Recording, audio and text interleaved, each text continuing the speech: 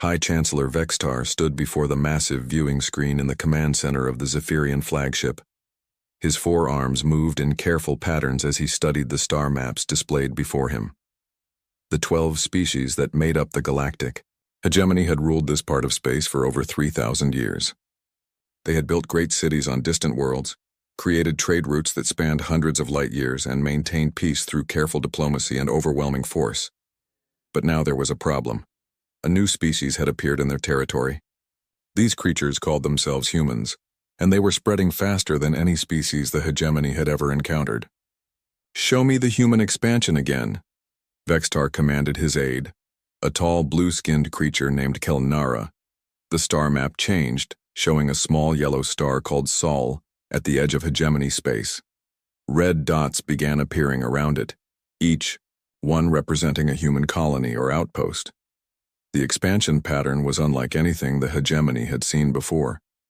Where other species moved carefully, establishing 1 or 2 colonies per decade, the humans were creating dozens of settlements every year.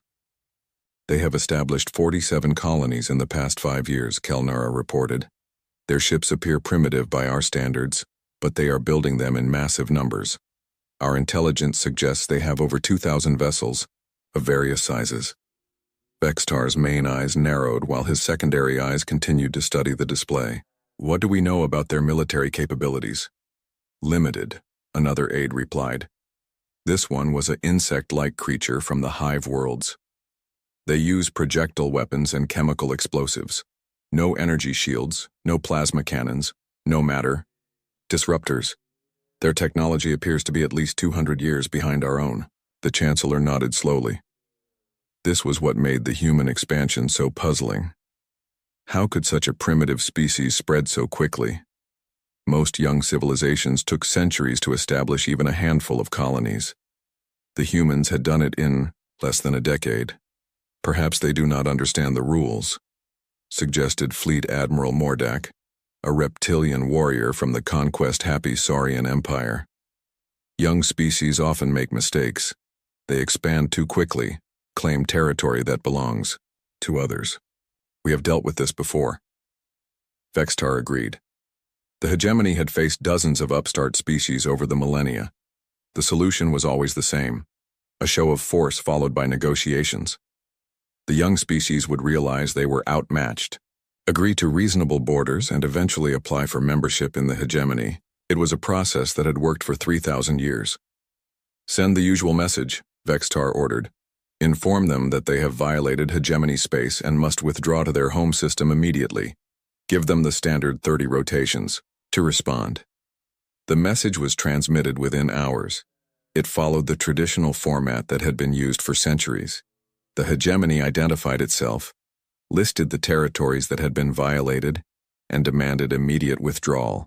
The message also included a demonstration of hegemony power, detailed scans of human colonies showing that the hegemony could destroy them at any time. The humans responded within 6 hours. This was unusually fast. Most species took weeks to craft a proper diplomatic response. The Hegemony Council gathered to hear what was surely going to be either a surrender or a request for negotiations. The human message was displayed on the main screen. Vextar expected to see a formal diplomatic document filled with flowery language and requests for mercy. Instead, he saw 3 lines of text. Message received. Terms rejected. Response incoming. The council chamber fell silent. Admiral Mordak was the first to speak. "That is not a proper diplomatic response. Where are their requests for negotiation? Where are their offers of tribute?" Kelnara checked the message again. "Chancellor, this appears to be the complete response. There is nothing else." Vextar felt a strange sensation in his chest. In 3,000 years of hegemony history, no species had ever responded to an ultimatum with such brevity. Young civilizations were supposed to be afraid. They were supposed to beg for mercy, offer tribute, request face-to-face meetings with hegemony representatives. "Perhaps it is a translation error," suggested the representative from the Silicon Confederation. "Their language systems may not be compatible with our diplomatic protocols." "No," Kelnara replied after checking her instruments. The translation is accurate. They said exactly what appears on the screen. The silence stretched on. Finally, Admiral Mordek stood up, his scales rattling with anger. This is an insult. No primitive species refuses the hegemony's generous offer of negotiation. We should destroy one of their colonies as an example. Wait, Vextar said, raising one of his 4 hands. Something about the human response bothered him. Most species would either surrender immediately or try to buy time with negotiations. The humans had done neither. They had simply said no and promised a response. What kind of response could a primitive species possibly send? Double our patrols along the human border, he ordered, and bring the Third Fleet to full readiness. If the humans want to be stubborn, we will show them what happens to species that refuse hegemony generosity. Meanwhile, in a secret facility, buried deep beneath the surface of Luna, Earth's moon, Admiral Sarah Chen was reading the same message that had just been sent to the hegemony. She sat in a chair that had been carved from a single piece of asteroid rock, surrounded by screens that showed the positions of every human ship in known space. Chen was not like the politicians who ran Earth's government. She was a military officer, trained in the harsh realities of space combat. She had fought in the Titan Rebellion, the Mars Independence War, and the brutal campaign to clear the asteroid belt of pirates. She knew that when someone threatened humanity, there were only 2 options: surrender or fight. The hegemony thought humanity would choose surrender. They were wrong. Activate Protocol 7, Chen ordered her aide, a young captain named Roberts, and send a message to Captain Volkov. Tell him it's time. Roberts turned pale. Protocol 7 was the most classified military order in human history. Only 12 people in the entire solar system knew what it meant. Admiral, are you certain? Once we begin, there's no going back. Chen looked at the star charts showing human colonies scattered across dozens of worlds.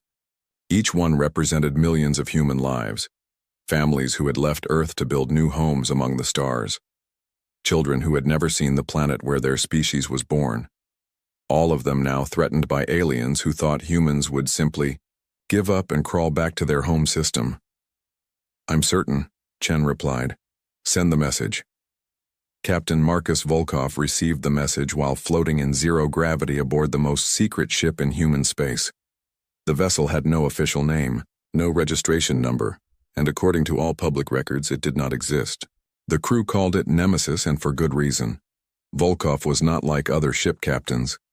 He had volunteered for missions that other officers considered suicide. He had led boarding parties against pirate ships, fought hand-to-hand combat in the ET corridors of enemy vessels, and once destroyed an entire rebel base by ramming his damaged ship into their reactor core. His crew called him Reaper, and he had never lost a battle. The message from Admiral Chen was short. Execute Omega Protocol. Target, hegemony. Authorization, mankind.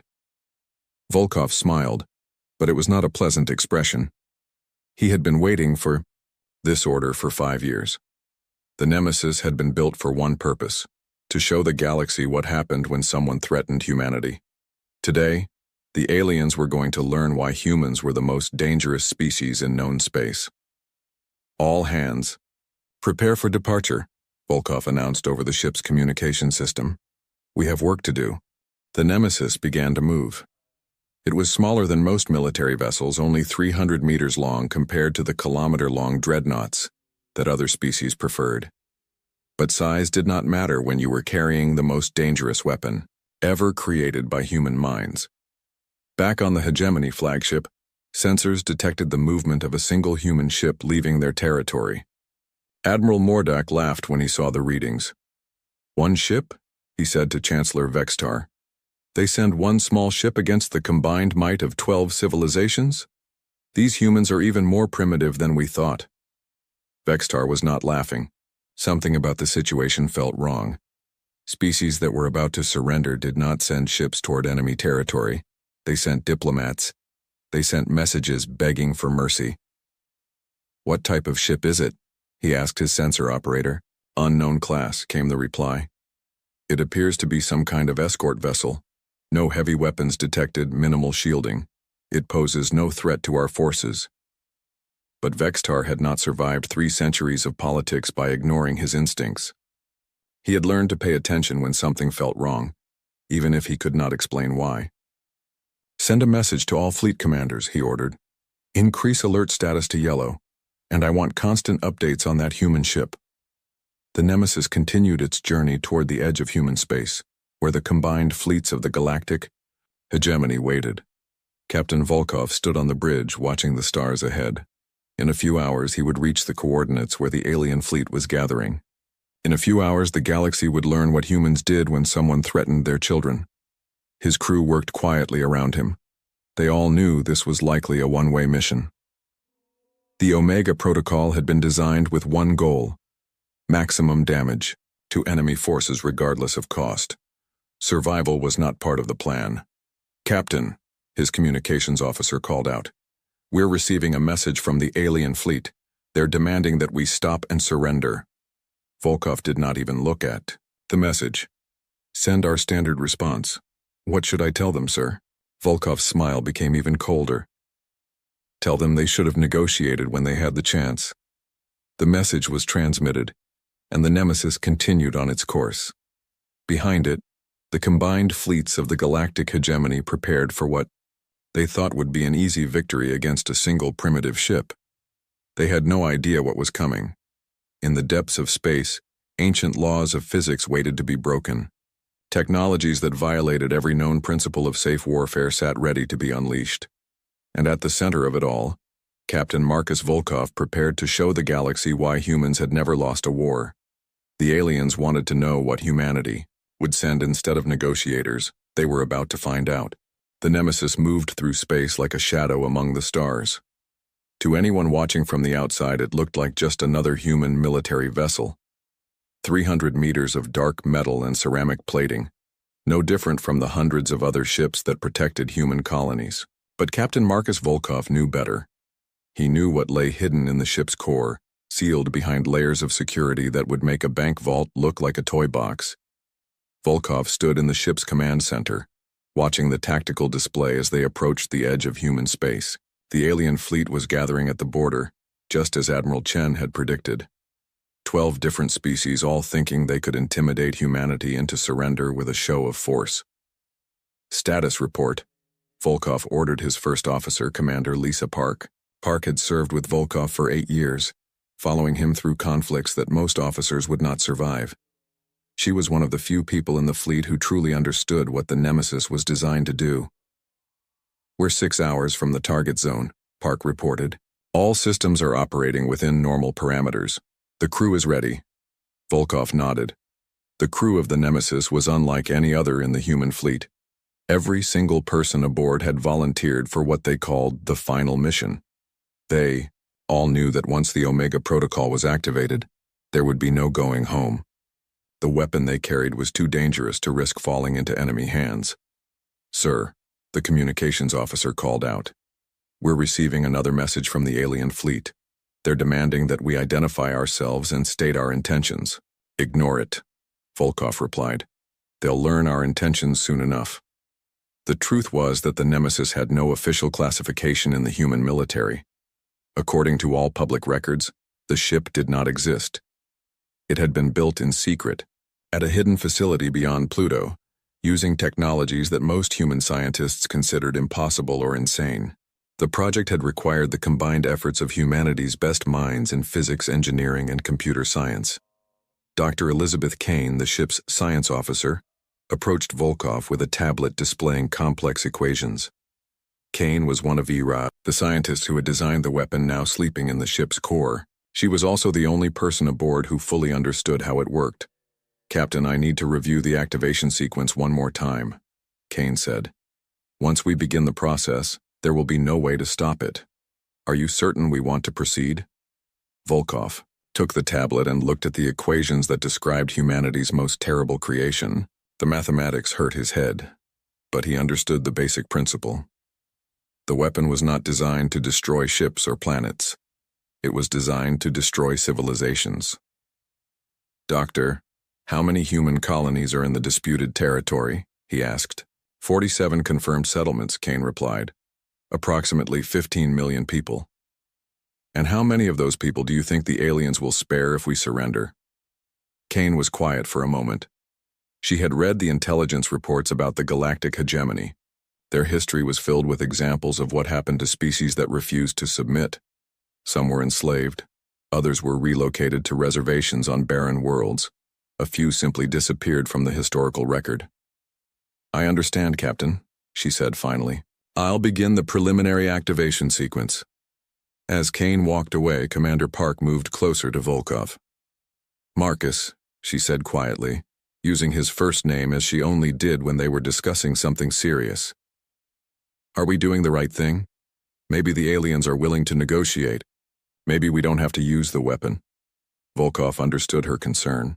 Park had children back on Earth, a daughter who was just starting school, and a son who wanted to join the space fleet when he grew up. The thought of those children growing up in a galaxy where humanity was forced to hide in a single star system was unbearable. "Lisa," he said, "what do you think would happen if we went back to Earth and told them we chose not to use our advantage? How long do you think it would be before another alien empire decided humans looked weak?"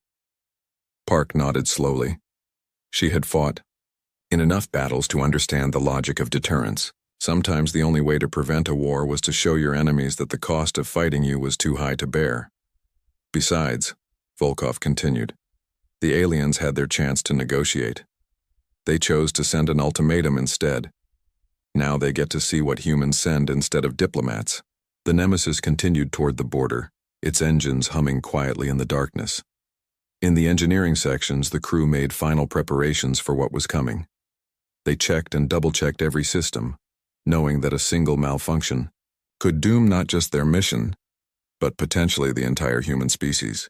Chief Engineer Tom Rodriguez supervised the work with the intensity of a man who knew that millions of lives depended on his equipment functioning perfectly.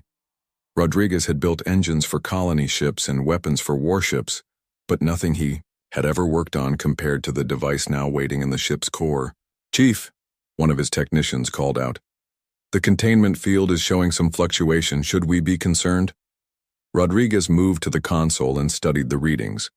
The fluctuation was tiny, well within acceptable parameters, but with this weapon, even tiny variations could have catastrophic consequences. "Run a full diagnostic," he ordered, "and increase the field strength by 5%. I don't want any surprises." The weapon that gave the Nemesis its terrible purpose was the result of humanity's darkest scientific achievement.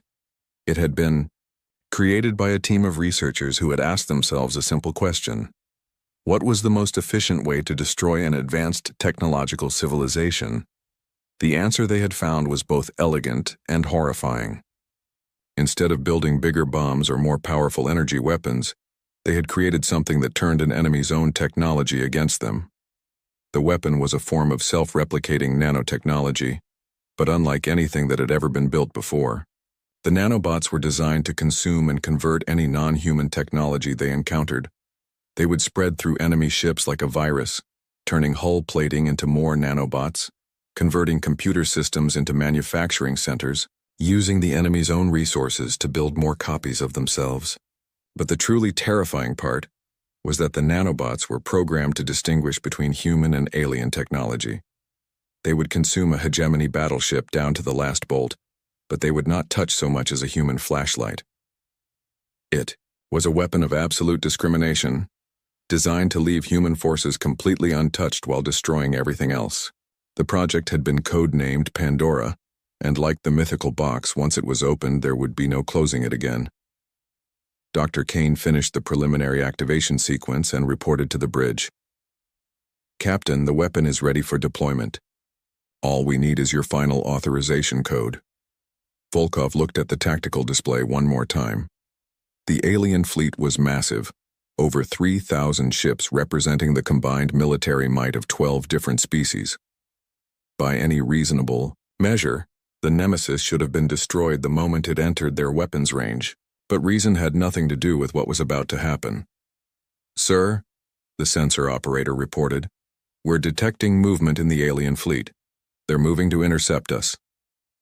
"How long until they're in weapons range?" Volkov asked. 20 minutes, sir." Volkov nodded. It was time to send humanity's message to the galaxy. He walked to the command console and entered his personal authorization code. A new display appeared, showing a single red button labeled with words that made even seasoned warriors pause. Omega Protocol. Final authorization. All hands, this is the captain, Volkov announced over the ship's communication system. In 15 minutes we will engage the enemy fleet. Remember that we're not just fighting for ourselves. We're fighting for every human child who deserves to grow up free among the stars.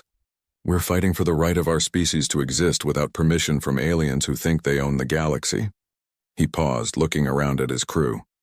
They were all volunteers, all people who had chosen to risk everything for the future of humanity. The aliens wanted to know what humans send instead of negotiators, he continued. Today, they find out. Prepare for weapons deployment. Dr. Kane took her position at the weapons control station. The Nemesis carried conventional weapons as well, missiles and energy cannons that could fight off a few enemy ships. But those weapons were just for show. The real weapon was something that no alien empire had ever faced before. Weapon status? Volkov asked. Ready for deployment, Captain, Kane replied. The nanobots are stable and awaiting release command. The alien fleet grew larger on the tactical display as they approached. Volkov could see individual ship classes now. Zephyrian dreadnoughts, Saurian assault cruisers, Silicon Confederation, science vessels. Thousands of years of galactic civilization represented in that fleet, all of it about to learn what happened when someone threatened humanity's children. Sir, the communications officer reported, the aliens are transmitting a final surrender demand. They're giving us one last chance to turn back. Volkov smiled, but there was no warmth in it. Send them our response. What should I tell them? Sir? Tell them that humanity appreciates their concern for our welfare, Volkov replied, and tell them that they should have thought about the consequences before they threatened our colonies. The message was transmitted, and the Nemesis continued on its course toward the waiting alien fleet. In a few minutes, the most advanced military force in galactic history would face humanity's answer to their ultimatum. They had wanted to know what humans would send instead of diplomats. They were about to find out. Admiral Kethmore of the Zephyrian Navy stood on the bridge of his flagship, the Infinite Glory, watching as the single human vessel approached his fleet. Around him, the greatest military force in galactic history waited in perfect formation. 3,000 ships from 12 different civilizations, each one representing centuries of advanced technology and military experience. The human ship was laughably small compared to his dreadnoughts. The Infinite Glory alone was over 2 kilometers long, armed with plasma cannons that could crack a planet's crust and protected by energy shields that could withstand the explosion of a star. The approaching human vessel looked like a toy by comparison. Admiral, his tactical officer reported, the human ship is now within weapons range. Shall we disable it and take the crew prisoner? Kethmore considered the question. Standard procedure would be to disable the ship and capture its crew for interrogation. The hegemony could learn valuable information about human military capabilities, but something about the situation bothered him. Why would the humans send a single ship against such overwhelming odds? Open a communication channel, he ordered. I want to speak with whoever commands that vessel. The main screen activated, showing the bridge of the human ship. Kethmore found himself looking at a middle-aged human male with cold, dark eyes and several scars across his face. The human wore a simple military uniform with no decorations or medals. I am Admiral Kethmore of the Galactic Hegemony, he announced. You are Captain? Volkov, the human replied. His voice was calm, showing no fear despite being outnumbered 3,000 to 1. Captain Volkov, you are in violation of hegemony space. Surrender immediately and your crew will be treated according to galactic law. Volkov smiled, but it was not a pleasant expression. Admiral, I appreciate your concern for my crew's welfare, but I'm afraid we're not here to surrender. Kethmore felt a flash of anger.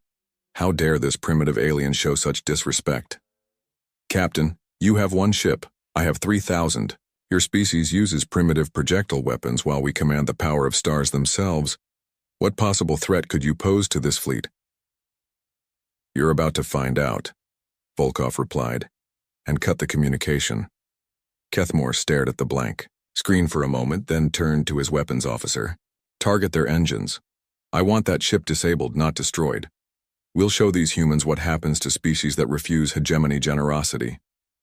But before the weapons officer could respond, the sensor operator called out an alarm. Admiral, the human ship is releasing some kind of payload. Multiple objects very small spreading in all directions. On the tactical display, Kethmore could see what looked like a cloud of metallic dust expanding from the human vessel. The particles were tiny, barely detectable by his sensors, and they were moving in all directions at incredible speed. What are they? He demanded. Unknown, sir, the sensor operator replied. They appear to be some kind of metallic particles, but they're too small to analyze properly. Kethmore laughed. Chaff? They're trying to confuse our sensors with primitive chaff. He turned to his communications officer. Send a message to all ships. Tell them not to be fooled by this pathetic display. Begin the attack. The hegemony fleet opened fire. Thousands of energy beams and plasma bolts converged on the human ship, enough firepower to destroy a small moon. But to everyone's surprise, the human vessel's shields held. They flickered and sparked under the massive assault, but they did not fail. Impossible, Kethmore muttered. Their technology is primitive. Those shields should have collapsed immediately. Sir, the tactical officer reported, our weapons are having minimal effect. The human ship appears to have some kind of adaptive shielding. Kethmore was about to order a concentrated assault when his sensor operator called out again, this time with panic in his voice. Admiral, something's wrong with the Crimson Talon. On the display, one of the Saurian assault cruisers was behaving strangely. Its hull plating seemed to be moving, shifting and flowing like liquid metal. As they watched, pieces of the ship's armor began to fall away, but instead of floating in space, they seemed to be dissolving into more of the metallic particles. What's happening to that ship? Kethmore demanded.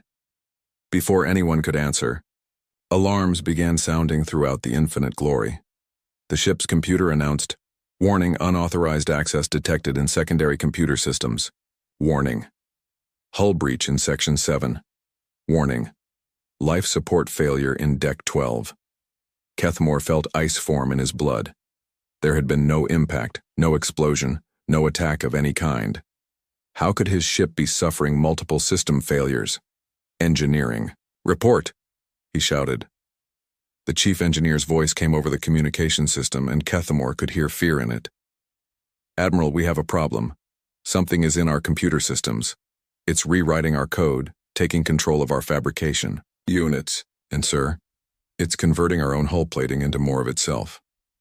On the tactical display, more ships were beginning to show the same symptoms. Hulls flowing like water, internal systems failing, pieces of the ships themselves dissolving into clouds of metallic particles that then spread to nearby vessels. Sir, the sensor operator reported, his voice barely above a whisper. The particles are nanobots. They're self-replicating, and they're converting our ships into more nanobots. Kethmore stared at the display in horror as he finally understood what was happening. The humans had not sent a conventional weapon. They had sent a plague, a technological virus that consumed everything it touched and used the consumed material to make more of itself. All ships emergency retreat, he ordered. Maximum speed, get away from the infected vessels. But it was too late. The nanobots had already spread to dozens of ships, and each infected vessel became a source of more nanobots. The cloud of metallics, particles grew larger and larger, spreading faster than the fleeing ships could travel. The Crimson Talon was the first ship to be completely consumed. In less than 10 minutes, the kilometer-long assault cruiser dissolved entirely, leaving behind only a swirling cloud of nanobots that immediately began seeking new targets. Admiral, the communications officer reported, we're receiving distress calls from across the fleet. Ships are reporting system failures, hull breaches, loss of life support. The nanobots are spreading faster than we can retreat. Kethmore watched in fascination and terror as the greatest military force in galactic history began to dissolve before his eyes. The nanobots showed no mercy, no discrimination. They consumed Zephyrian dreadnoughts and Silicon Confederation science, vessels with equal efficiency. Advanced plasma cannons and primitive projectile weapons were converted into more nanobots with the same mechanical precision. "Sir," the tactical officer said, "the human ship is transmitting a message. It's being broadcast on all frequencies." "Put it on screen," Kethmore ordered. Captain Volkov appeared again, still calm despite the chaos surrounding his vessel. "This is Captain Marcus Volkov of the human starship Nemesis. You wanted to know what humanity sends instead of negotiators. This is what we send. We don't just fight back when threatened. We make sure the threat is eliminated permanently." He paused, looking directly at the camera. "Your ultimatum demanded that humanity withdraw to our home system and abandon our colonies. You threatened to use force against civilian populations, including children. You believed that superior numbers and advanced technology would make us surrender." Around the Nemesis, the hegemony fleet continued to dissolve. Ships that had ruled the galaxy for centuries were being consumed by their own technology as the nanobots converted their systems into weapons against them. "You were wrong," Volkov continued. "Humanity does not negotiate with those who threaten our children. We eliminate them. The nanobots you see consuming your fleet are programmed to distinguish between human and non-human technology. They will not harm a single human vessel, but they will consume every alien ship in this system." Kethmore tried to speak, to order a response, but his voice failed him. Around his own ship, he could see the hull plating beginning to shift and flow. The nanobots had reached the infinite glory. "The weapon is self-limiting," Volkov said. "After consuming all available non-human technology, the nanobots will deactivate. Your species will survive, but your military capabilities will be reduced. Consider this a lesson in the consequences of threatening humanity." The transmission ended, leaving Kethmore alone with the horror of what was happening to his fleet. Through the viewing ports, he could see other ships in various stages of dissolution. Some were completely gone, leaving only clouds of nanobots. Others were partially consumed, their crews evacuating in whatever escape pods had not yet been converted. "Admiral," his chief engineer reported, "we've lost main power. The nanobots have consumed our reactor core and are using it to build more of themselves. I estimate 15 minutes before complete structural failure." Kethmore slumped in his command chair, watching as the most powerful military force in the galaxy was systematically destroyed by a weapon that turned their own technology against them. The humans had not just defeated them.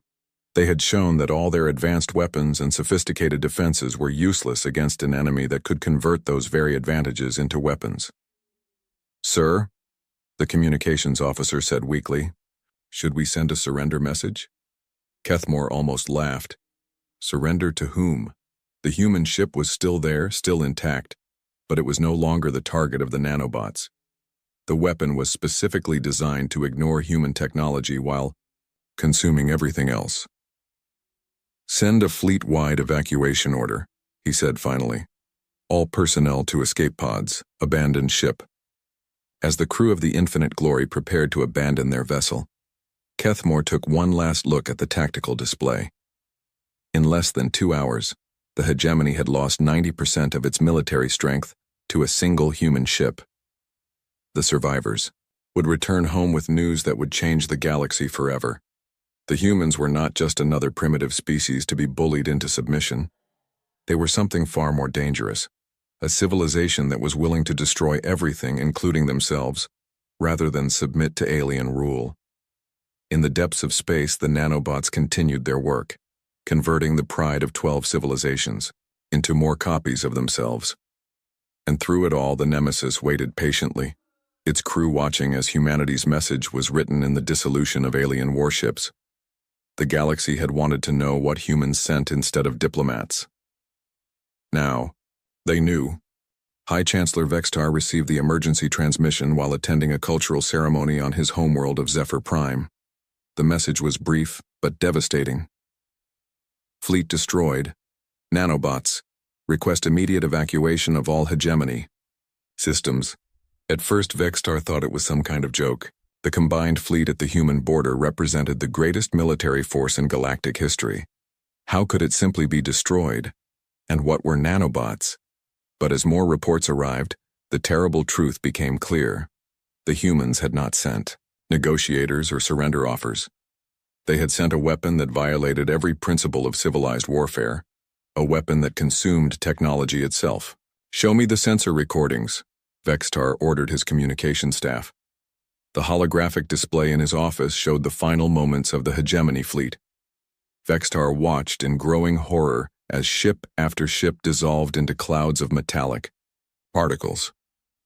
The mighty dreadnoughts that had maintained galactic peace for centuries were consumed as easily as insects in acid. "How many ships survived?" he asked. "Approximately 200, Chancellor," his aide Kelnara reported. "Most of them small escort vessels that were far enough from the initial deployment to escape.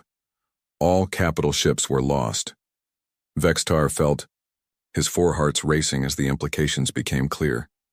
In a single engagement, humanity had crippled the military power of 12 civilizations.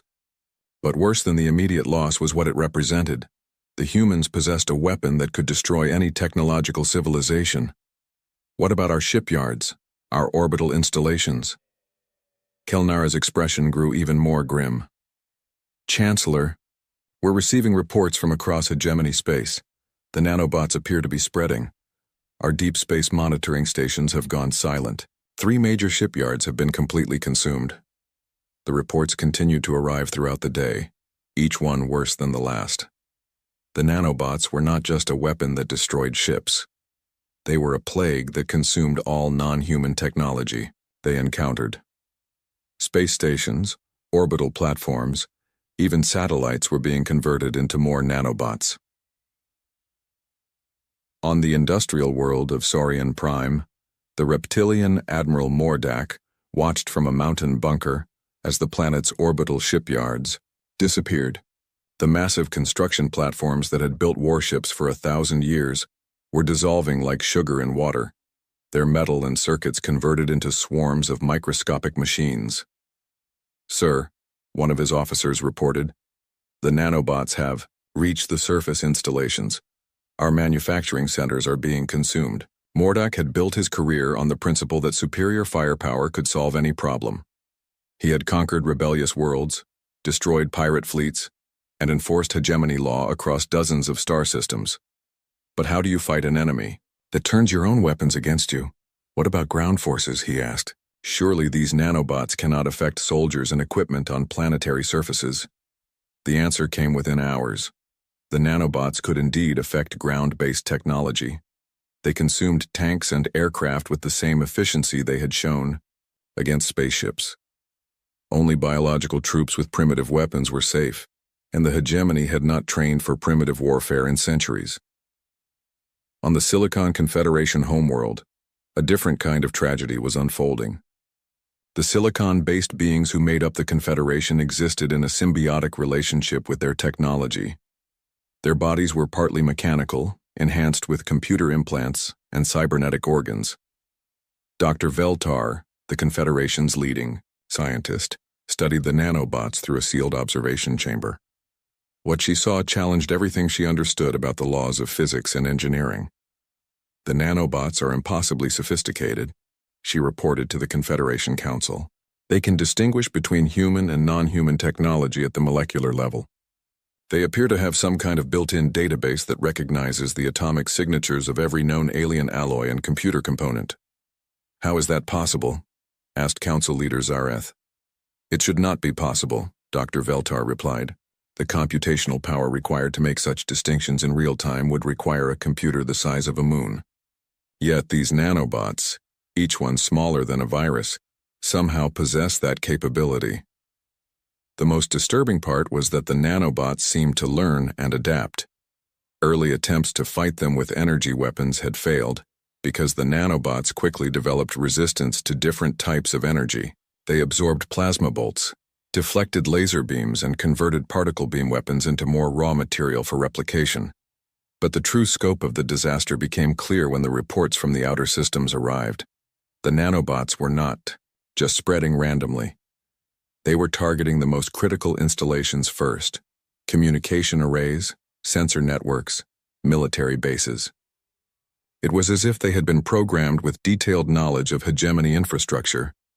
Within 72 hours of the initial deployment, the galactic hegemony had effectively ceased to exist as a military power. Their fleets were gone, their shipyards consumed, their industrial capacity destroyed. Billions of beings found themselves trapped on their homeworlds, cut off from the galactic community they had ruled for 3 millennia. Chancellor Vextar stood in his office, watching. The reports stream in from across what had once been hegemony space. Each new message brought word of another system going dark, another installation being consumed by the unstoppable nanobots. Chancellor, Kelnera said quietly, "We're receiving a transmission from Earth. It's being broadcast on all frequencies." The main display activated, showing a middle-aged human female in a military uniform. Vexatar recognized her from intelligence files. Admiral Sarah Chen, commander of Earth's Space Forces. "I am Admiral Chen of the United Earth Space Command," she began. 72 hours ago, the galactic hegemony delivered an ultimatum to humanity. You demanded that we abandon our colonies and withdraw to our home system. You threatened to use force against civilian populations if we refused. Chen paused, her expression cold and professional. Humanity has responded to your ultimatum. As you have no doubt observed, your military forces have been neutralized. Your shipyards and weapons production facilities have been eliminated. Your ability to threaten human colonies no longer exists. Vextar felt a chill run through his body. The human's tone was not that of a victor gloating over a defeated enemy. It was the tone of someone delivering a business report. "The nanobots deployed by our forces are programmed with specific limitations," Chen continued. "They will consume all non-human technology they encounter, but they will not harm biological life directly. Your populations are safe, but your technological civilization has been reset to pre-industrial levels." The implications hit Vextar like a physical blow. The hegemony species had been dependent on advanced technology for thousands of years.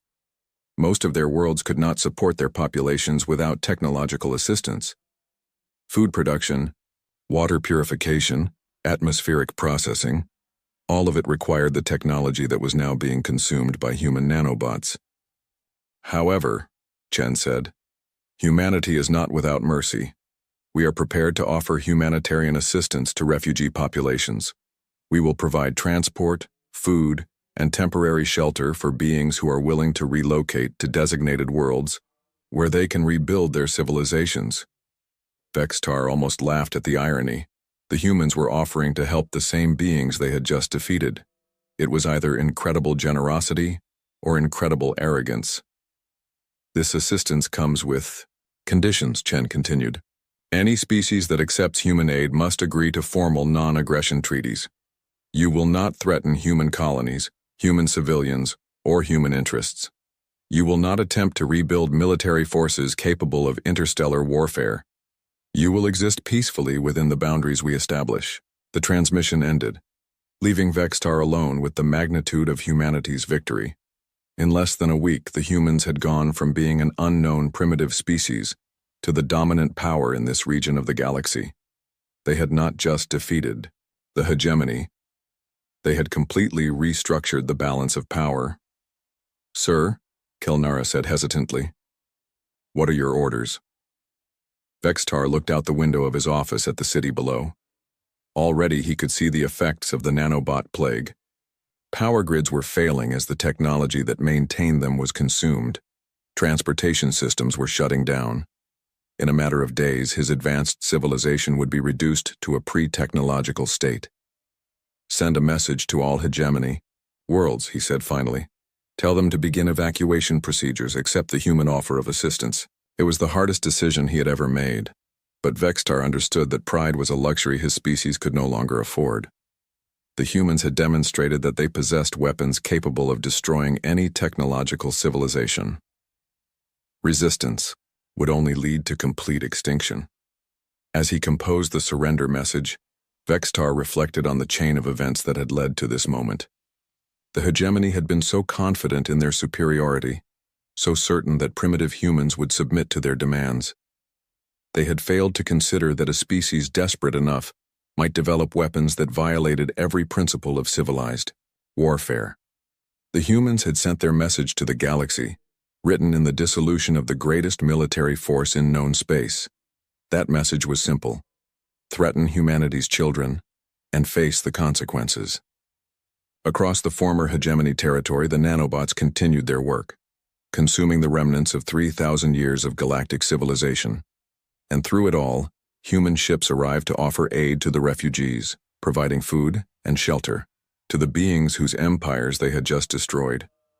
It was perhaps the most terrifying display of power the galaxy had ever seen: the ability to completely destroy an enemy's civilization while simultaneously offering to help them rebuild it. 6 months after the nanobots had finished their work, Ambassador Elena Vasquez stood in what had once been the Grand Assembly Hall of the Galactic Hegemony. The massive chamber on the neutral world of Concordia had been designed to hold representatives from hundreds of species, but today only a dozen delegates sat in the vast space. The survivors of the hegemony disaster had gathered to establish what they called the New Galactic Council. It was a much smaller, much humbler organization than its predecessor. The species that had once ruled hundreds of worlds now governed only the refugee settlements that human mercy had allowed them to establish. Vasquez was not what the alien delegates had expected from humanity's representative. She was a career diplomat, not a military officer. She spoke softly and smiled often, showing none of the cold menace that Captain Volkov had displayed 6 months earlier. But everyone in the chamber understood that her gentle demeanor was backed by the most terrifying military force the galaxy had ever known. "Friends," Vasquez began, using the translator device that allowed her words to be understood by all present, "I want to thank you for agreeing to establish this new council. Earth believes that cooperation between species is essential for galactic peace and prosperity." Former High Chancellor Vextar, now simply called Speaker Vextar, listened to the humans' words with a mixture of admiration and fear. The humans had done something unprecedented in galactic history. They had completely destroyed their enemy's ability to fight, then offered to help them rebuild. It was either the most generous act ever recorded or the most sophisticated form of psychological warfare ever devised. "Ambassador Vasquez," Speaker Vextar said, "my people are grateful for the assistance humanity has provided. The refugee settlements on New Zephyr are thriving under your protection.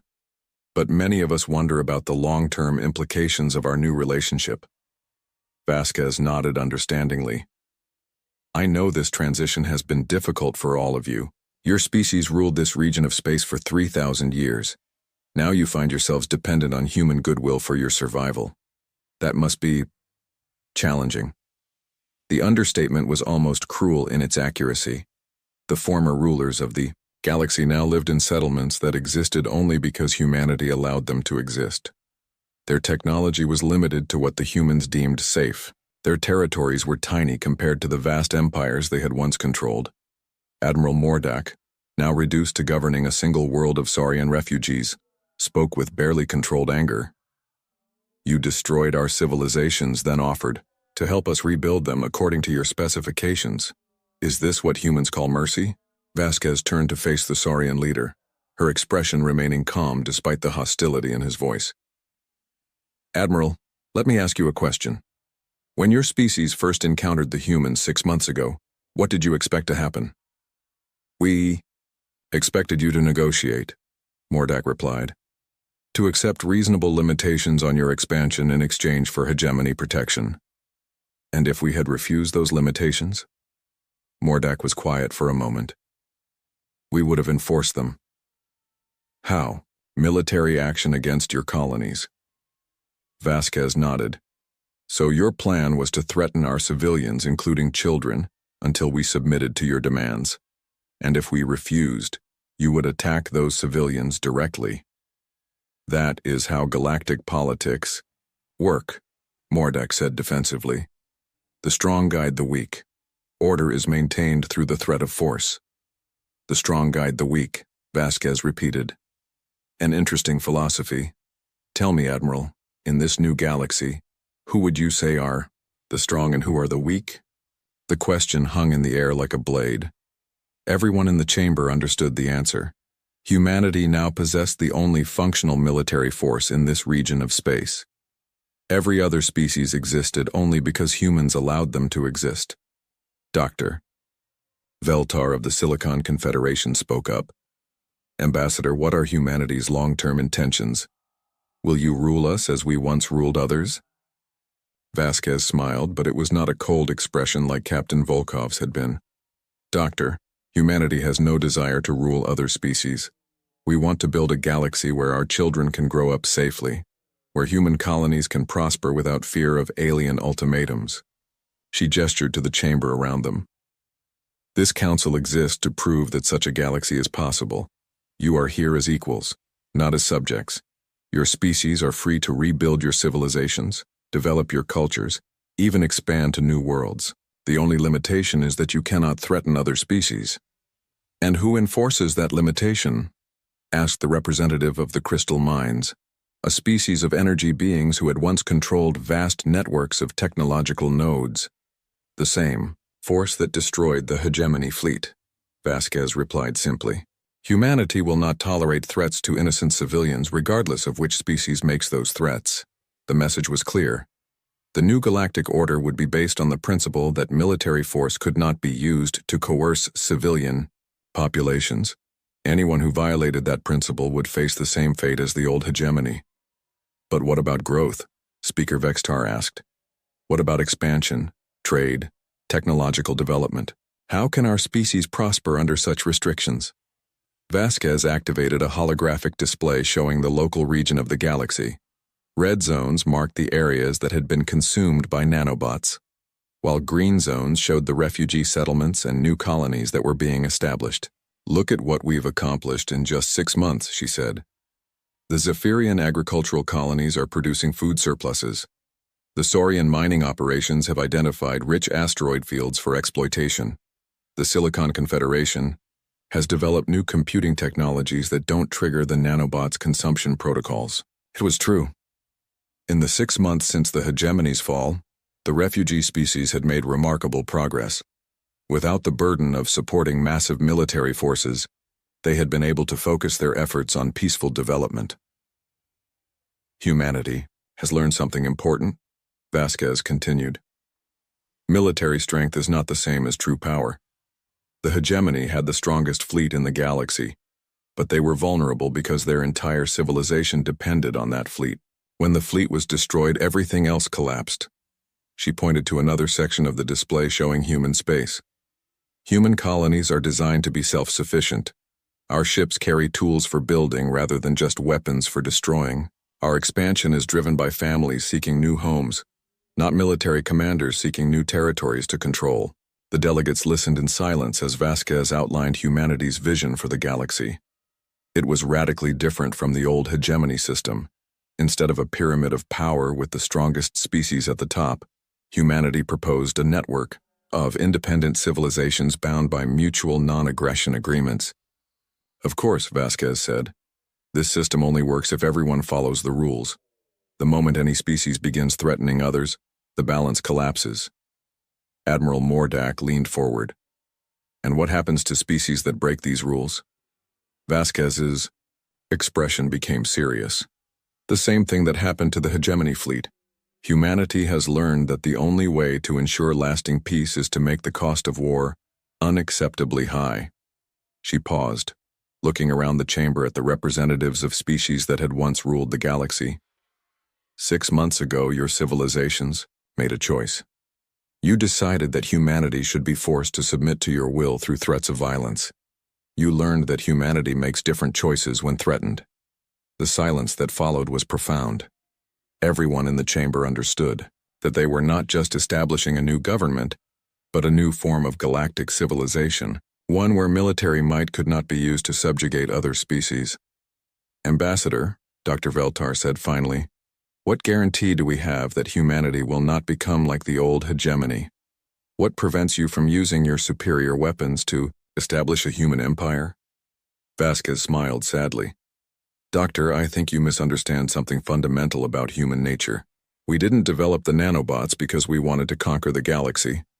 We developed them because we were afraid. She activated another display, this one showing the rapid expansion of human colonies. For the first time in our species' history, we had children growing up on worlds other than Earth. When the hegemony threatened those children, we realized that conventional weapons would not be enough to protect them. The truth was even more terrifying than conquest.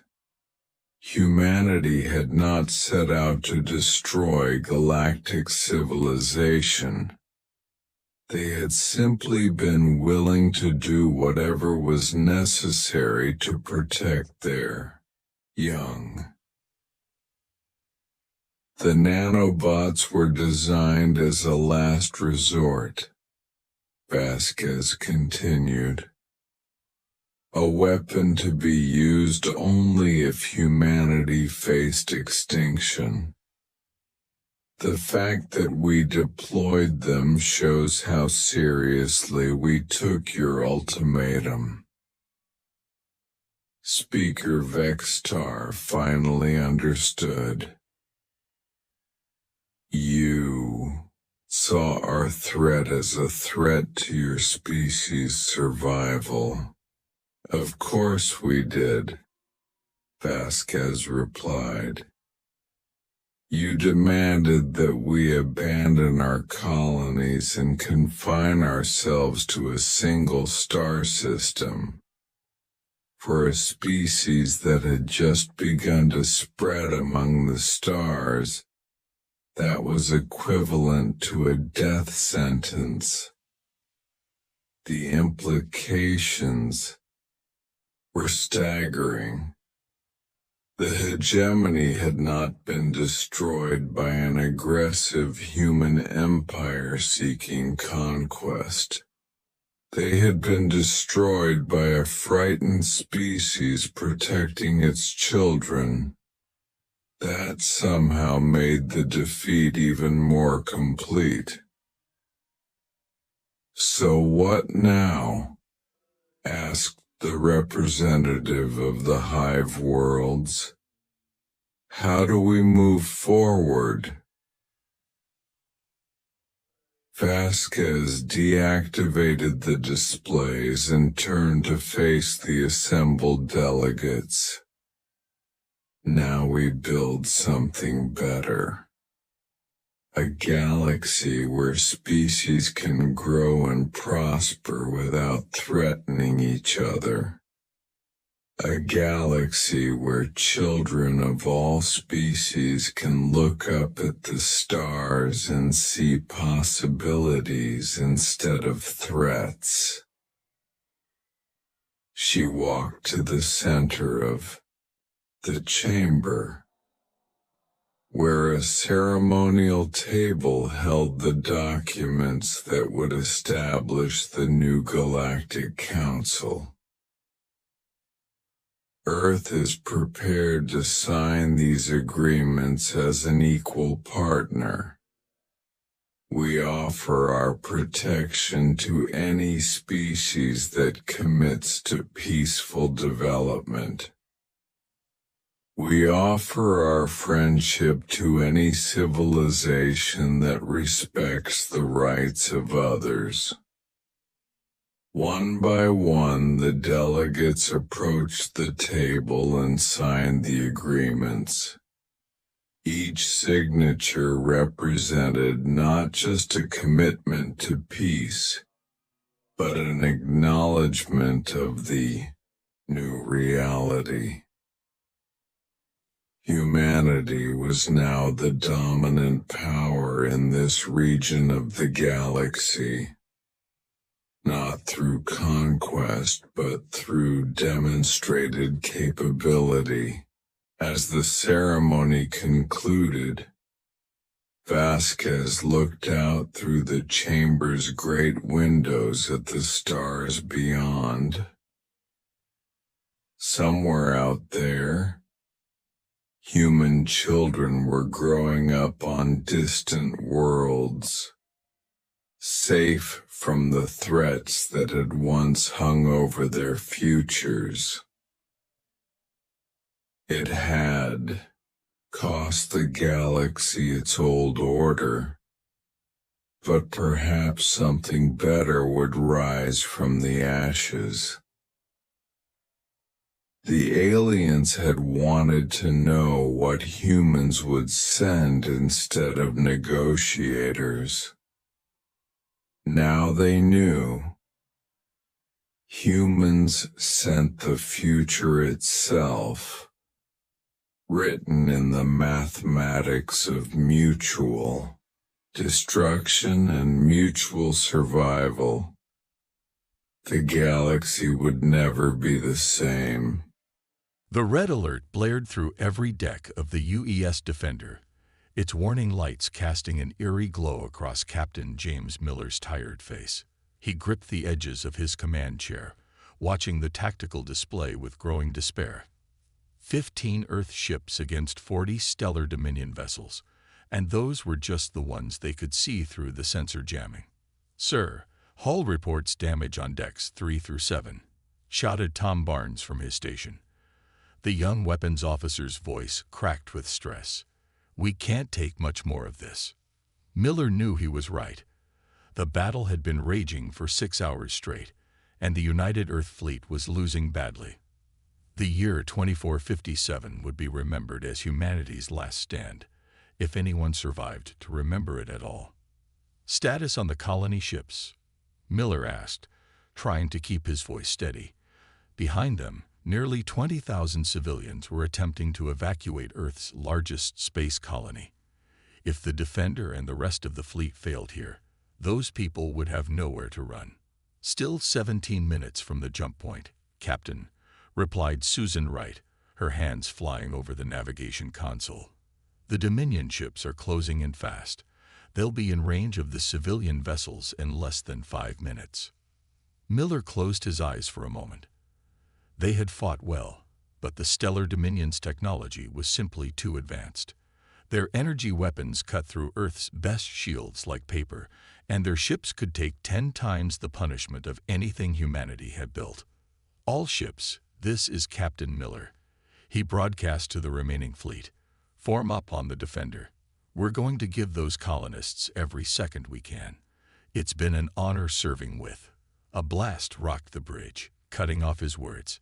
Miller was thrown from his chair, his head smacking against the deck.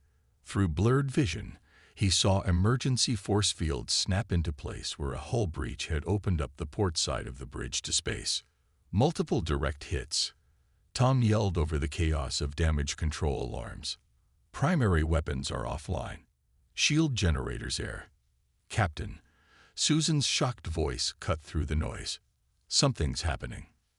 Miller pulled himself back into his chair, blinking away stars from his vision. At first, he thought the main view screen was malfunctioning. The space between the Earth fleet and the Dominion Armada seemed to be rippling. It started as a subtle distortion, like heat waves rising from hot pavement. Then the distortion grew, spreading outward in a perfect sphere nearly a kilometer wide. The Dominion ships nearest to the phenomenon immediately broke formation, trying to back away. "Are they launching some new weapon?" Miller asked, but even as the words left his mouth, he knew this was something else entirely. The sphere of distorted space suddenly collapsed inward with a flash of blue-white lights so intense that the bridge crew had to shield their eyes. When they looked again, there was a ship there. A ship unlike anything Miller had ever seen. It was massive, easily twice the size of Earth's largest battleship. Its hull was a deep slate gray that seemed to drink in the light of nearby stars. The design was clearly human in origin. Miller could see the familiar elements of Earth ship architecture, but it was somehow wrong, as if someone had taken everything he knew about spacecraft design and twisted it sideways. "Sir," Tom's voice was barely a whisper. "Those readings, I've never seen anything like it. The power output is off the charts. Their shields, if that's what they are, they're operating on principles our sensors can't even analyze." Before anyone could respond, the mysterious ship moved. Its acceleration was impossible, breaking every law of physics Miller had ever learned. One moment it was stationary, the next it was in the midst of the Dominion fleet. Weapons fire erupted from ports along its hull, not the familiar blue pulse of Earth's plasma cannons or the green beams of Dominion energy weapons, but streams of what looked like liquid light that curved and twisted through space like living things. The effect on the Dominion ships was devastating. Their supposedly impenetrable shields collapsed instantly. Hull plating that could shrug off Earth's strongest weapons melted and peeled away like wax paper in a flame. The mysterious ship moved through their formation with impossible grace, each shot finding its mark with perfect precision. "The Dominion fleet is in full retreat," Susan announced, her voice filled with disbelief. They're running away." Miller watched in stunned silence as the mighty stellar Dominion, which had never known defeat in its centuries of expansion, turned and fled from a single ship. Within minutes, they had vanished into faster-than-light travel, leaving behind the broken hulks of their destroyed vessels. The bridge crew of the Defender sat in shocked silence, trying to process what they had just witnessed. The mysterious ship hung motionless in space now, its strange weapons quiet. Under the harsh light of nearby stars, Miller could make out markings along its hull. They appeared to be in English, but were too distant to read clearly. "Captain," Susan said softly, "we're being hailed." Miller straightened in his chair, trying to project confidence he didn't feel. Whatever this ship was, wherever it had come from, it had just saved not only his crew, but potentially all of humanity. "Put it on screen," he ordered. The view screen flickered to life, showing a bridge that was both familiar and alien. The layout was similar to Earth ships, but the technology visible in the background was like nothing Miller had ever seen. Standing in the center of the image was an older man with gray hair and a neatly trimmed beard, wearing what looked like a naval uniform of unfamiliar design. "Captain Miller," the man said with a warm smile, as if greeting an old friend. "I apologize for our dramatic entrance, but it seemed necessary given the circumstances. I'm afraid we have much to discuss, and very little time in which to do it. May I come aboard?" Miller glanced at his crew, seeing his own confusion reflected in their faces. "You know my name," he said carefully, "but I'm afraid you have us at a disadvantage, mister." The older man's smile never wavered. "For now, you can call me Smith. And as for who we are," he gestured to the ship around him, "let's just say we're some friends you haven't met yet, from a place that's both very far away and surprisingly close to home." As Miller tried to make sense of that cryptic response, he couldn't shake the feeling that everything he thought he knew about humanity's place in the universe was about to change. The ultimate warship that had come from nowhere was about to reveal secrets that would reshape history itself, if they could survive what was coming next. The meeting room aboard the UES Defender was silent except for the soft hum of life support systems. Captain Miller studied the man who called himself Smith, trying to make sense of everything he was hearing. 6 other officers sat around the table, their faces showing varying degrees of disbelief. "You're telling us," Miller said slowly, "that your ship is from 300 years in the future." He glanced at the 2 people Smith had brought with him. A woman with short gray hair who had introduced herself as Roberts, and a younger man named Jones. They wore uniforms that looked almost like old Earth Navy designs from the 21st century, which made no sense for people claiming to be from the future. Smith nodded, his hands folded calmly on the table. "I understand your skepticism, Captain. In your position, I would feel the same way." He pulled out what looked like an ordinary tablet, but when he set it on the table, it projected a detailed hologram of his ship, the Phoenix, rotating slowly in the air. "Our vessel represents the pinnacle of human engineering, circa 2757. Tom Barnes, the weapons officer, leaned forward with barely contained excitement. "Those weapons you used against the Dominion fleet, I've never seen anything like them.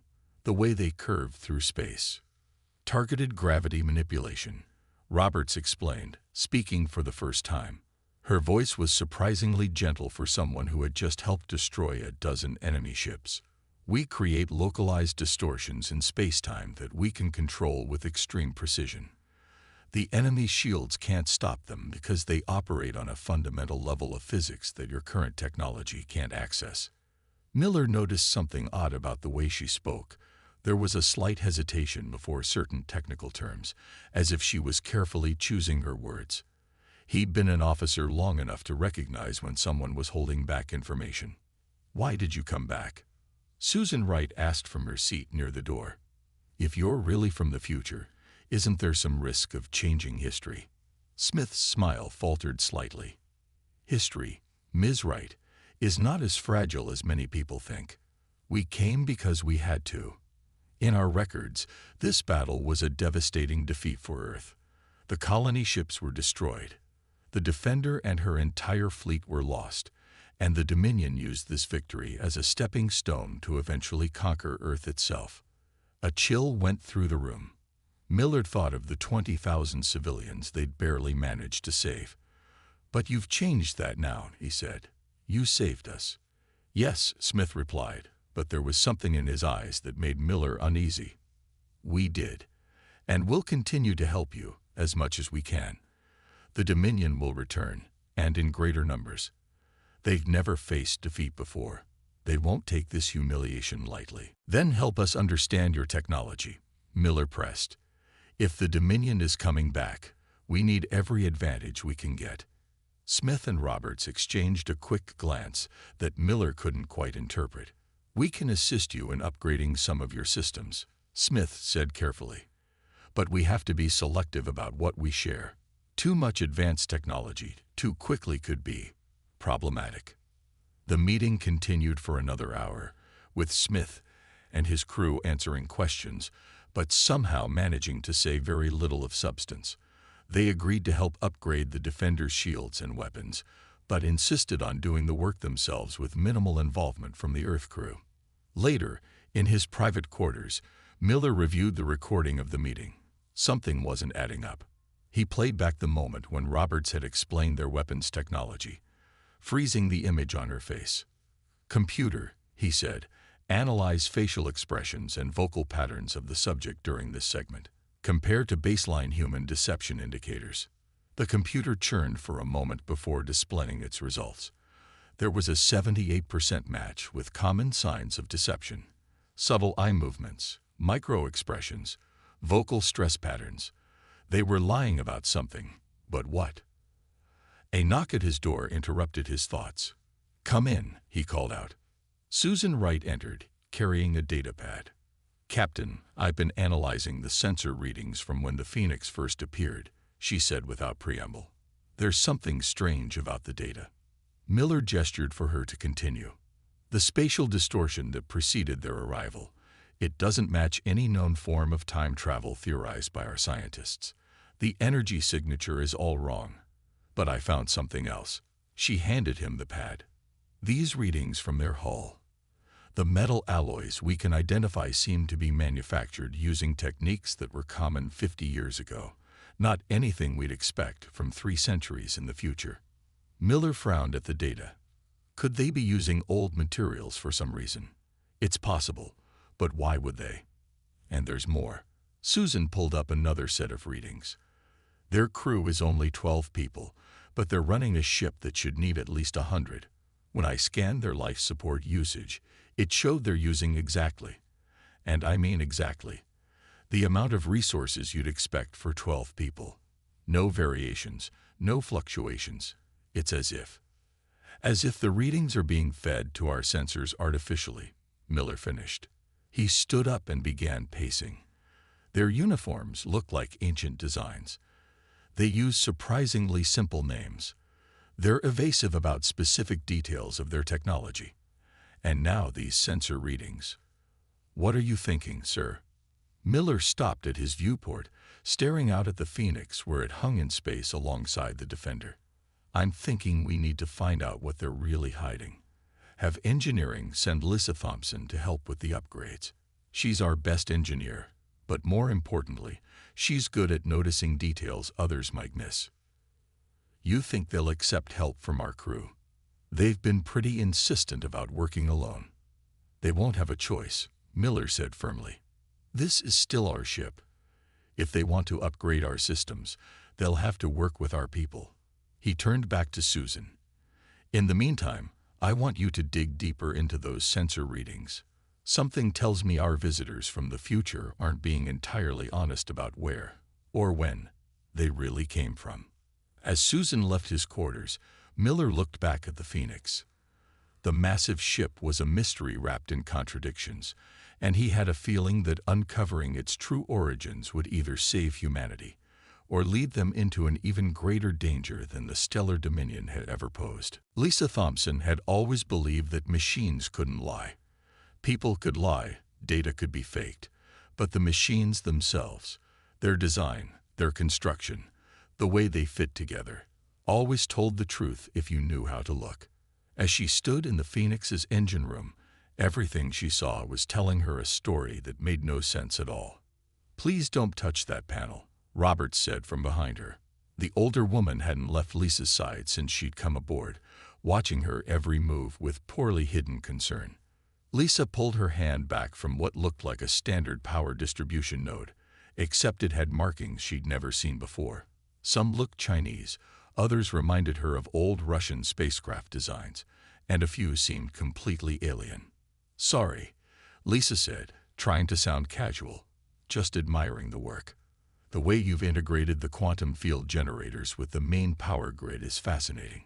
She watched Roberts carefully as she said this, noting how the woman's expression didn't change at all, as if she didn't really understand what Lisa was talking about. "Yes, well, 300 years of advancement gives you some interesting options," Roberts replied vaguely. She gestured toward another section of the engine room. "The upgrades to your ship's shields will mainly focus on the frequency modulation systems. We can show you the basic maintenance procedures once they're installed." Lisa followed, her mind racing. In the 6 hours she'd been aboard the Phoenix, she'd spotted at least 20 things that contradicted the future technology story. Power conduits that looked like they were built using manufacturing techniques that had been outdated even before the Dominion War. Computer interfaces that somehow mixed holographic displays with physical buttons that looked like they came from the early space age. And strangest of all, sections of the ship that seemed to use completely different technological bases, as if they'd been built by entirely different civilizations. Her tablet beeped softly. A message from Captain Miller. "Anything useful?" Lisa glanced at Roberts, who was busy explaining something about shield harmonics to one of the Defender's junior engineers. She quickly typed back, "Everything. Nothing makes sense. This ship isn't from the future. It's from somewhere else entirely. Need more time." "The shield modifications are nearly complete," Smith announced, walking into the engine room. He smiled at Lisa, but she noticed his eyes were sharp, watching her just as carefully as Roberts did. "Your ship's defensive capabilities should be significantly improved." "That's great," Lisa said brightly. "I'd love to see the theoretical models for the modifications, so we can better understand how to maintain them." "I'm afraid that won't be possible," Smith replied smoothly. "The underlying principles are, well, let's just say they're beyond current scientific understanding. Better to focus on the practical aspects of operation." Lisa was about to press the issue when alarms began blaring throughout both ships. The Phoenix's lighting shifted to a deep red, and Smith's friendly demeanor vanished instantly. "They're back," he said grimly. "Sooner than we expected. Roberts, get to the bridge. Miss Thompson, I suggest you return to your ship immediately." Lisa rushed to the docking port, her mind still processing everything she'd seen. As she hurried through the corridors, she passed more of the Phoenix's small crew, all of them moving with practiced efficiency, but something about their movements seemed rehearsed, almost artificial. Back aboard the Defender, she ran straight to the bridge. Captain Miller was already in his command chair, watching as multiple Dominion ships dropped out of faster-than-light travel around them. 65 ships, Susan reported tensely. "Much bigger force than last time."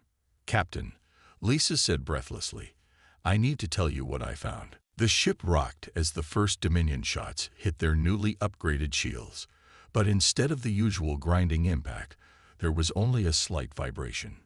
"Shields holding at 97%, Tom reported, sounding amazed. "Whatever they did to our systems, it's working." "Target the nearest Dominion vessel," Miller ordered. "Let's see what our weapons can do now." The Defender's main guns fired, the familiar blue plasma bolts now wrapped in a strange shimmering field. They struck the Dominion ship's shields and passed right through them, tearing huge chunks out of the vessel's hull. "Impossible," Susan whispered. "Those were standard plasma cannons, but the energy readings, it's like the shots existed in multiple phases of space at once." Lisa grabbed the captain's arm. "That's just it, sir. Their technology. It's not more advanced than ours. It's just completely different. I saw their engine room. They've got pieces of technology that look like they came from dozens of different sources, all somehow working together. It's as if they've combined technologies from multiple different human civilizations." Miller finished, his eyes widening with understanding. "Not from the future, but from somewhere else entirely." The bridge crew watched as the Phoenix moved to engage the Dominion fleet. This time, their mysterious allies weren't holding back. The ship's impossible weapons lashed out in all directions, each shot finding its mark with devastating effect. But now that Lisa knew what to look for, she could see the truth. The Phoenix wasn't using one advanced technology, but rather dozens of different technologies working in concert, each one seemingly designed to counter specific weaknesses in the Dominion's defenses. "Sir," Susan called out suddenly, "I'm picking up some kind of temporal distortion from the Phoenix. It's similar to the reading we got when they first appeared, but much larger." On the main screen, space itself seemed to twist around their mysterious ally. For a moment, Lisa thought she could see something through the distortion. Other ships, other battles, other versions of reality bleeding through into their own. "Captain," Smith's voice came through the comm system, "I'm afraid we can no longer maintain the deception. Your engineer has no doubt discovered enough to guess the truth. We're not from your future. We're from your present. Just not the present you know. And right now, we need your help to prevent both our worlds from being destroyed." Miller looked at his crew, then back at the screen where the Phoenix was single-handedly holding back the most powerful invasion fleet humanity had ever faced. "Well then, Mr. Smith," he said firmly, "I think it's time you told us the whole truth." The Defender's meeting room felt much smaller with the knowledge that pressed in from all sides. Smith stood at the front, his calm facade finally dropping away as distant explosions rattled the ship. Outside, the Phoenix was holding the Dominion fleet at bay while the two crews talked. "We come from an Earth just like yours, but different in every way that matters," Smith explained, his voice heavy with the weight of secrets finally being revealed. "In our reality, humanity never expanded to the stars. We couldn't. Our Earth was under constant attack from the moment we first reached space." "Attacks from whom?" Miller asked, though something in his gut told him he already knew the answer. "Everyone," Roberts said simply. "The Dominion was just one of dozens of hostile species we encountered. In our timeline, Earth became a fortress world. We poured every resource we had into defense technology. The Phoenix isn't a warship from the future. It's a warship built by humans who never had the luxury of peace." Lisa Thompson spoke up from where she sat examining data from the Phoenix's engines. "That's why your technology seems so mixed up. You've taken defensive systems from every human culture in your world and combined them." Smith nodded. "Chinese shield harmonics, Russian weapon stabilizers, Indian gravity manipulation systems, African quantum field technology. In our world, every nation developed its own unique ways of fighting back. The Phoenix represents the combined defensive knowledge of an entire planet that knew nothing but war for 3 centuries. A massive impact shook the room. Tom's voice came through the intercom. "Captain, the Dominion fleet is changing formation. They're trying something new. We need to get back to our ships," Smith said urgently. "But you need to understand what's really happening here.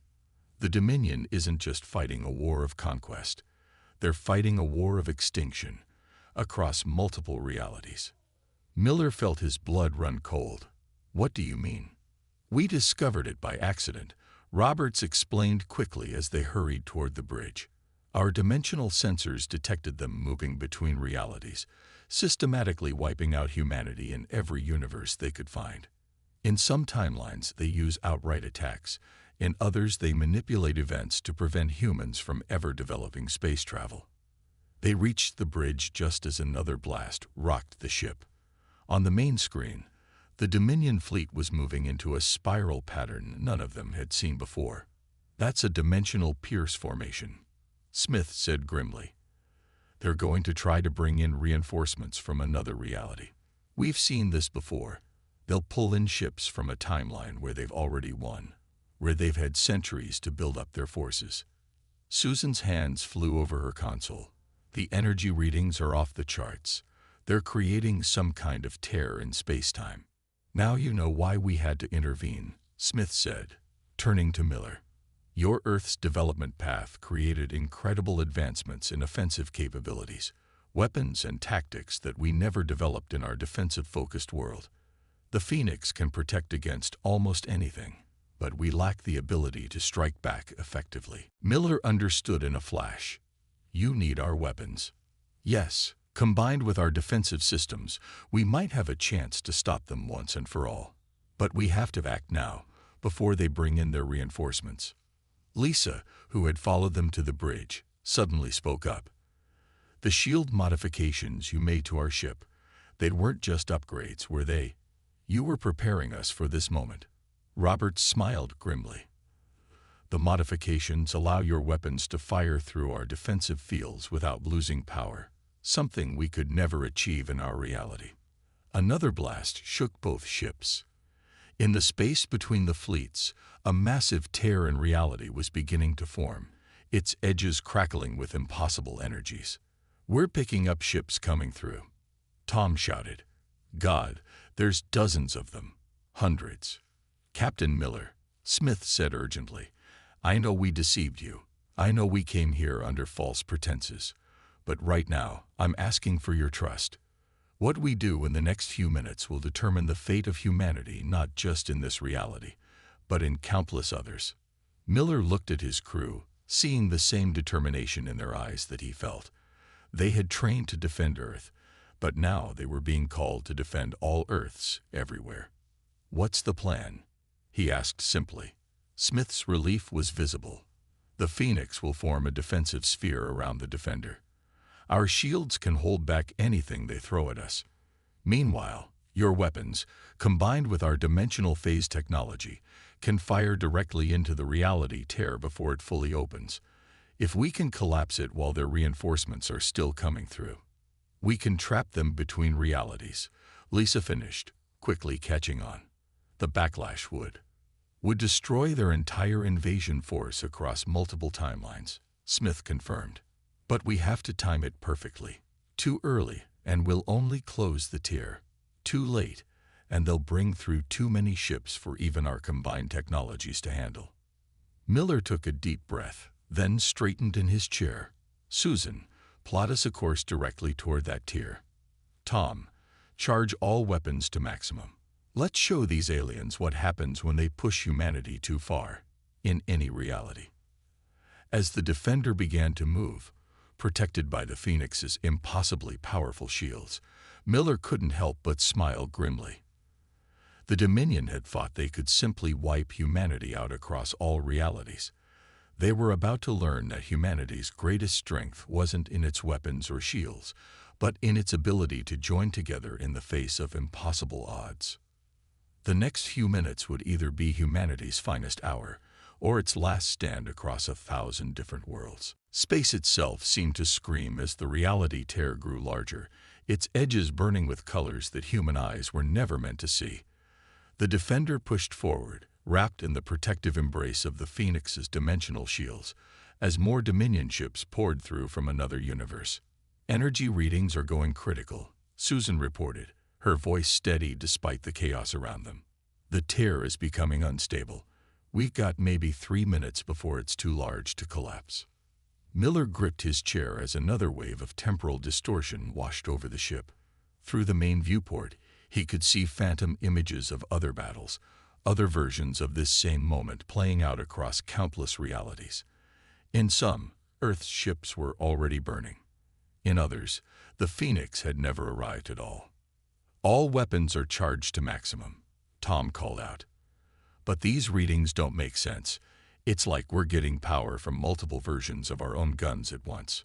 "That's exactly what's happening." Smith's voice came through the comm. The Phoenix was moving in perfect sync with the Defender, its impossible shields somehow holding back attacks from 3 different realities at once. The closer we get to the tear, the more the timelines blur together. Each version of your weapons will fire simultaneously. Lisa rushed onto the bridge, her hair wild and her uniform stained with coolant from the engine room. "Captain, I figured out how to sync our targeting systems with the Phoenix's dimensional tech. We can guide all versions of our shots through their defensive field and directly into the tear." Miller nodded grimly. "How close do we need to be?" "Too close," Roberts cut in from the Phoenix. "The temporal energies at this range are already starting to affect our shields. Much closer, and they might fail completely." Through the viewport, Miller watched as more Dominion ships emerged from the tear. But something was wrong with them. Their hulls seemed to shift and change, as if they couldn't quite decide which reality they belonged to. Some of them were firing weapons that existed in one universe, but not another, creating chaos in the fabric of space-time itself.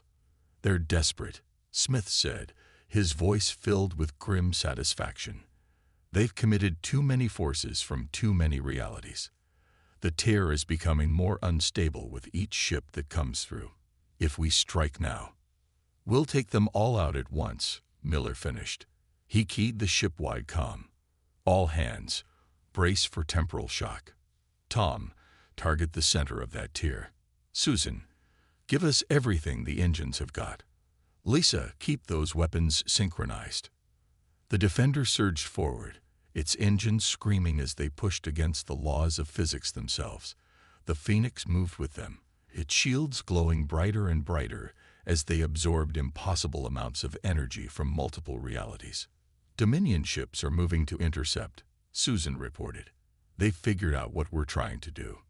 "They're too late," Smith said firmly. "Captain Miller, fire when ready. Let's end this across all realities." Miller took one last look at the tear in spacetime, seeing the endless parade of Dominion ships still pouring through.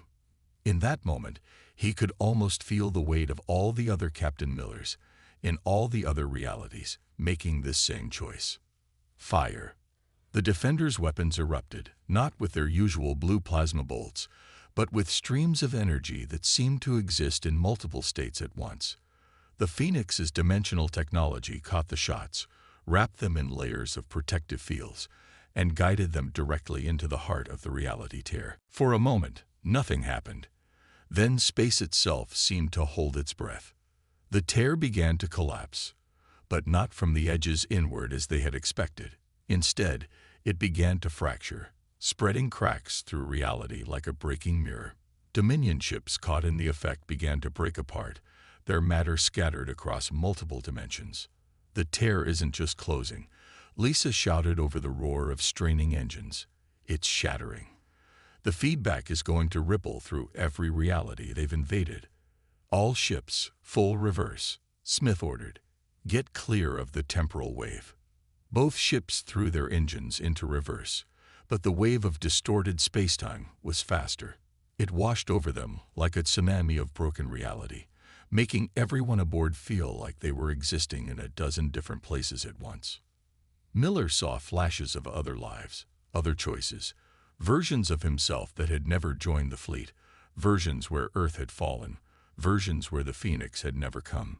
For a terrifying moment, he thought they were all going to be scattered across dimensions just like the Dominion ships. Then the Phoenix's shields flared one last time, burning brighter than a sun. The dimensional energy was channeled, contained, and then redirected back into the collapsing tear. Reality snapped back into place like a rubber band. When Miller could see clearly again, the tear was gone. So were the Dominion ships, not just the ones that had come through, but all of them. The space around them was empty except for floating debris that seemed to fade in and out of existence. "Status report," he managed to croak out. "Shields at 12%, Tom reported shakily. "Weapons are offline. But sir, the Dominion fleet, they're just gone. All of them." "Not just here," Smith's tired voice came through the comm. "The temporal wave will have followed their invasion fleet back through every reality they invaded. They haven't just lost this battle. They've lost every battle, in every timeline where they tried to wipe out humanity." "The Phoenix's shields," Lisa cut in, concern clear in her voice. "That last burst of energy was the last thing they'll ever do," Roberts confirmed sadly. "Our primary systems are burned out. We won't be able to travel between realities again. We're stuck here." Miller sat up straighter in his chair. "Then I guess you'll need a new home." He smiled. "I think Earth could benefit from having some experts in defensive technology around, especially if any other hostile species get similar ideas about invasion." "You trust us?"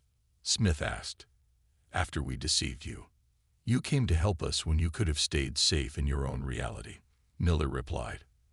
"As far as I'm concerned, that makes you Earth's allies, no matter which Earth you came from." As the two ships limped back toward Earth, Miller looked out at the stars. Somewhere out there, in countless other realities, other versions of humanity were celebrating their own victories. The Dominion had tried to wipe them out across all dimensions, but instead they had only succeeded in proving one universal truth. No matter what reality you came from, it was never a good idea to underestimate humanity's ability to stand together in the face of impossible odds.